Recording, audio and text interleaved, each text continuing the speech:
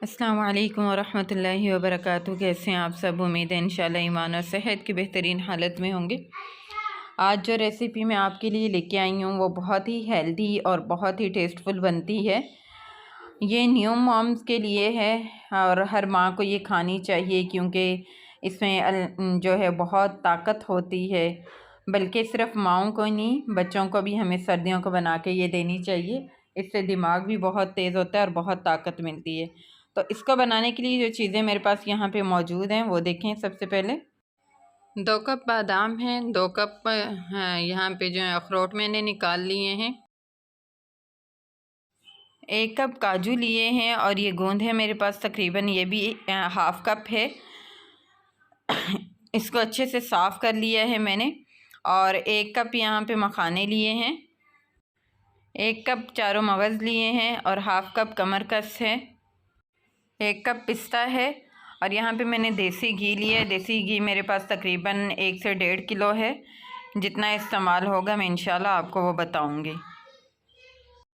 1 cup icing sugar लिया, आप दूसरी शुगर भी यूज़ कर सकते हैं लेकिन इसका फ्लेवर अच्छा लगता है।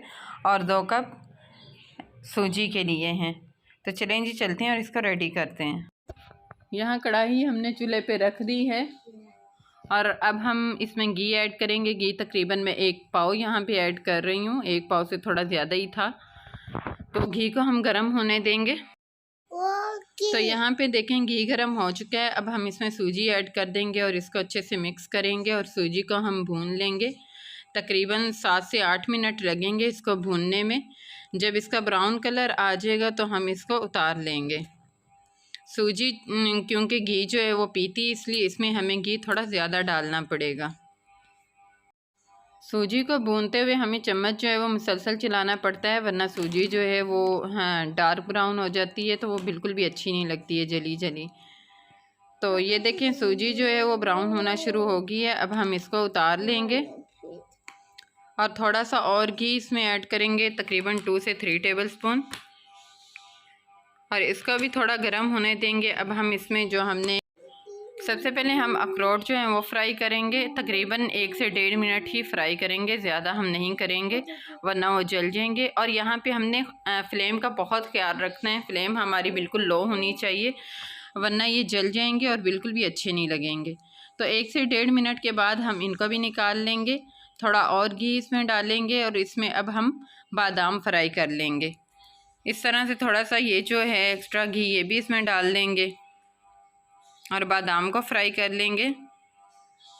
बादाम भी हम 1 से 1.5 मिनट ही फ्राई करेंगे। फ्राई करने से इसका फ्लेवर जो है बहुत ही अच्छा आता है। तो इसको भी हम निकाल लेंगे। थोड़ा सा और घी इसमें ऐड करेंगे और अब इसमें हम जो है पिस्ता वो ऐड करेंगे और साथ ही हम इसमें काजू ऐड कर देंगे और इनको भी 2 से 3 मिनट फ्राई कर लेंगे। जब तक मैं फ्राई करती हूँ आप चैनल को सब्सक्राइब कर लें। वीडियो अच्छी लगे तो इसे लाइक और शेयर किया करें, यह हमारे लिए हौसला अफजाई होती है। तो यहाँ पे हम काजू और पिस्ता भी निकाल लेंगे।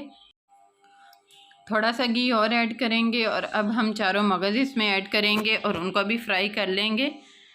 तकरीबन 2 मिनट ही लगेंगे इनको भी फ्राई करने में। इनको भी मुसलसल चलाते जाएंगे वरना ये जल जाएंगे। अब इनको भी निकाल लेंगे और थोड़ा घी और ऐड करेंगे और अब हमने जो मखाने लिए थे वो इसमें डालेंगे और उनको भी हम फ्राई कर लेंगे 2 से 3 मिनट। 2-3 मिनट के बाद इनको भी हम निकाल लेंगे। थोड़ा सा और घी इसमें ऐड करेंगे। घी हमारा तकरीबन इसमें है 1 किलो से 1.25 किलो जो है वो लगा होगा। तो अब बाकी घी ऐड किया है, इसमें हम गूंद जो है वो डालेंगे और वो भी फ्राई कर लेंगे। गूंद का जब तक कलर चेंज नहीं होता है, इस तरह से नहीं होगी, तब तक हम इसको फ्राई करते जाएंगे। तो ये देखें गूंद भी जो है फ्राई होगी, इसको भी हम निकाल लेंगे। थोड़ा सा और घी इसमें ऐड करेंगे और अब कमरकस जो है वो इसमें डालेंगे और उसको भी हम फ्राई कर लेंगे। कमरकस का बहुत ज़्यादा फ़ायदा है, आप किसी भी चीज़ में इसको डाल के खाएं, पंजीरी वगैरह में, या अगर आपकी कमर बहुत दर्द करती है आप 1 हफ़्ता मुसलसल 1 चम्मच सुबह और शाम खाएं तो इंशाल्लाह आपकी कमर की दर्द कहीं गायब ही हो जाएगी। तो सब फ्राई करने के बाद अब हम इसको ब्लेंड कर लेंगे। और सूजी में डालते जाएंगे। तो ये देखें सारी चीज़ें हमने ग्राइंड करके तो सूजी में डाल दी हैं। अब हम मेवा जो है वो डाल लेंगे। मेवा हम अच्छे से धो के उसी तरह से डाल लेंगे और मिक्स करेंगे। और अब ये आइसिंग शुगर जो है ये इसमें ऐड करेंगे। आइसिंग शुगर डालने से ये होता है कि पंजीरी के साथ ही वो बहुत अच्छे से मिक्स हो जाती है। अगर हम दूसरी डालते हैं तो उसका जो फ्लेवर है वो और तरह से आता है। अगर ये शुगर हम डालेंगे तो इससे फ्लेवर बहुत अच्छा आता है। अब हम इसको अच्छे से मिक्स कर लेंगे।